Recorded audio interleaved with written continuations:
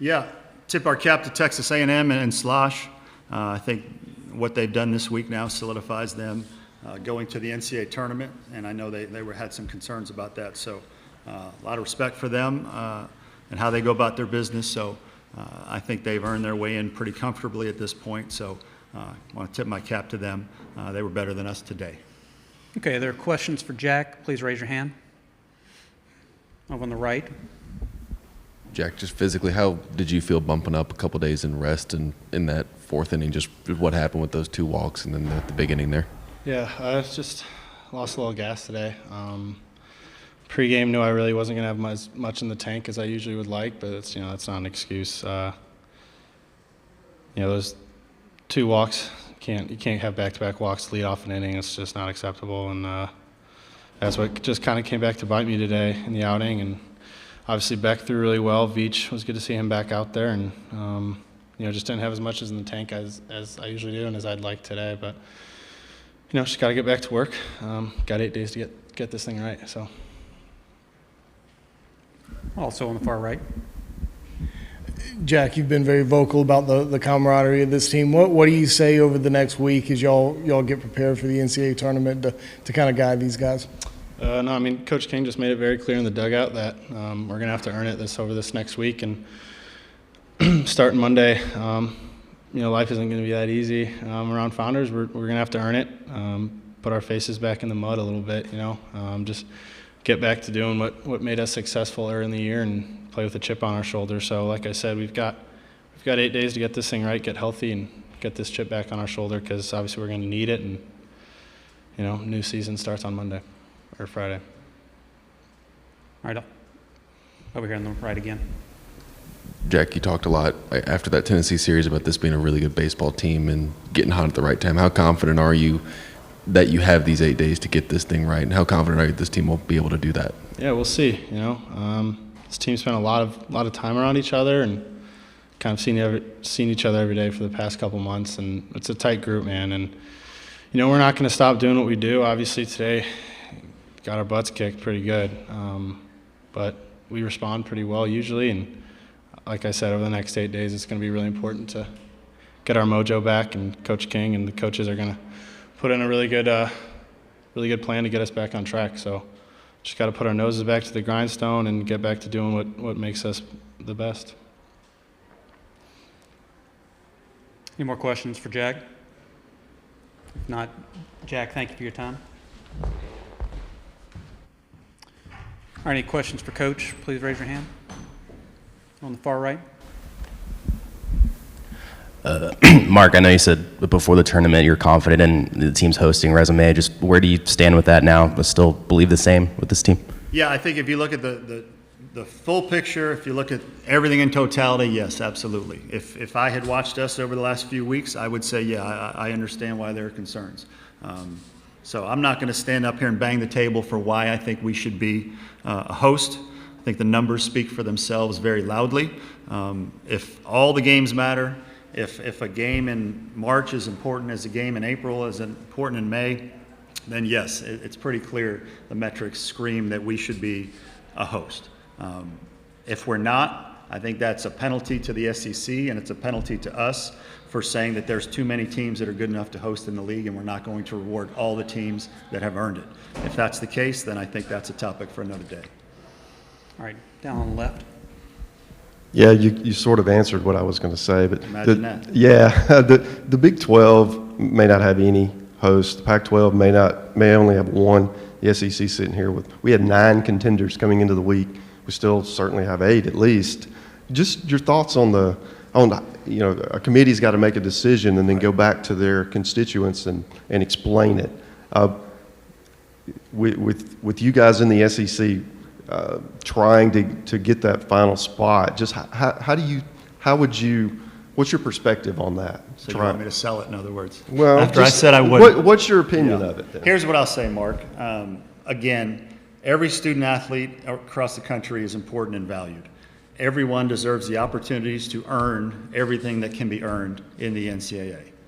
And so an SEC athlete, they should not be penalized for being on one of the teams that deserves and has earned a spot in the NCAA tournament. And if it's a spot to host, if it's a spot to host supers, just because of the conference affiliation, it shouldn't hurt you good or bad.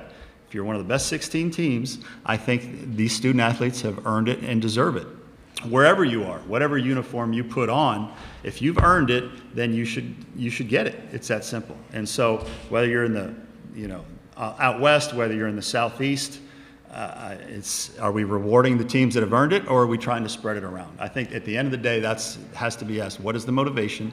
I know there's the people on that committee will work very hard and will be very diligent to try to make good decisions, because I think they've earned the right to be on that committee, and they care about our sport.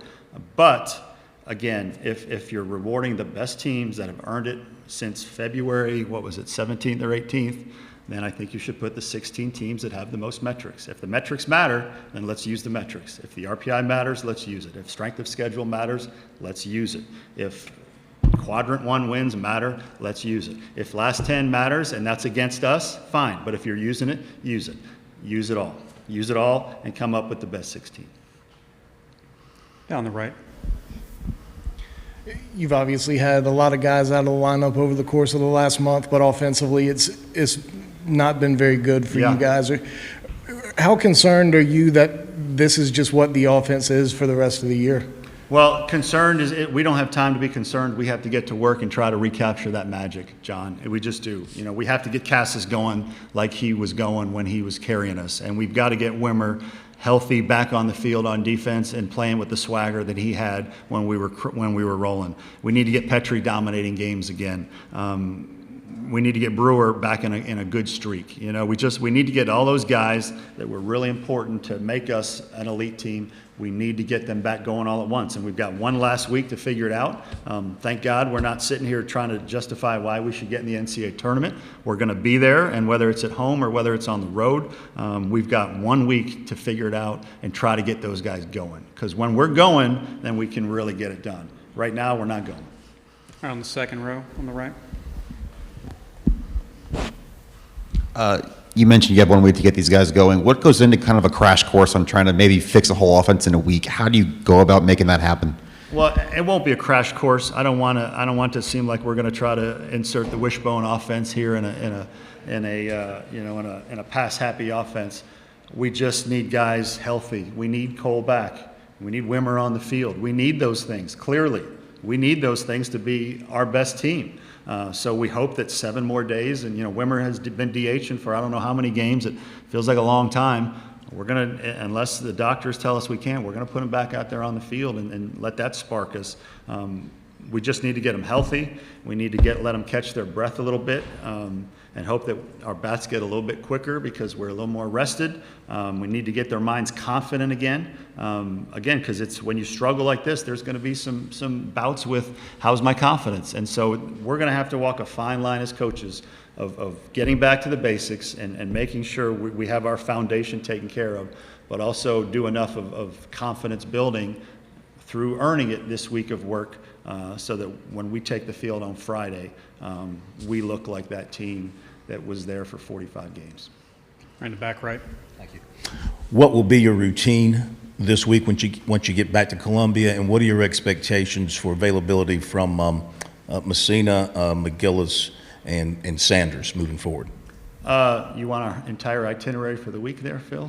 Our routine? We're going to get to work. I'll put it that way. We're going to get to work.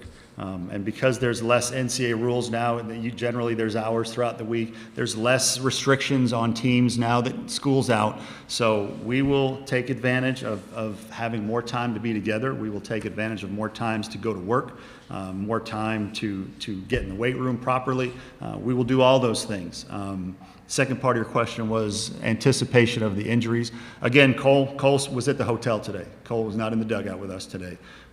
That's a concern. We need Cole back there. Now, French, I would say French had the best day catching that he has had probably in 2 months today. I was very happy to see that he stepped up for us behind the plate. But when we're at our best, Cole's the heartbeat of this team. We need him leading us. We need Wimmer out there in the middle of the field helping to lead our defense. We just need these things. And so I'm going to say my prayers every night that we get some good fortune for all the bad fortune we've had and give it our best shot next Friday. Sanders will Sanders, I anticipate Sanders being a part of our regional next weekend. McGillis, not as confident. All right, one more for Coach.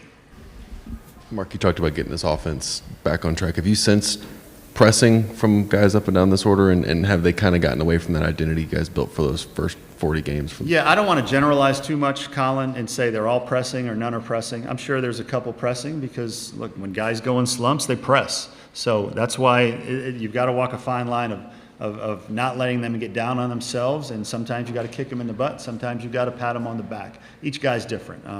And so there may be a couple pressing, there may be a couple that say, man, I got to get back to my basics. You've got to go, you put it together as a team, but it's 9 hitters that all are different and unique human beings, and you've got to try to make sure you reach them. What was the second part of the question? I'm sorry.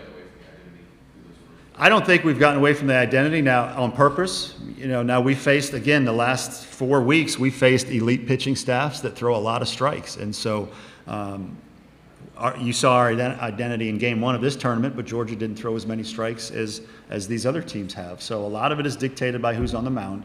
I wouldn't say that we've tried to get away from the foundation of our offense. Mahoney is very consistent in what he preaches to our guys. It's very consistent in the preparation, in the scouting reports.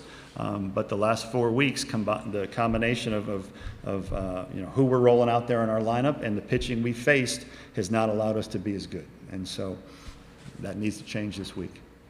All right, Coach, we appreciate your time, safe travels, and good luck with the rest of the Okay, postseason. thank you very much. Appreciate you guys.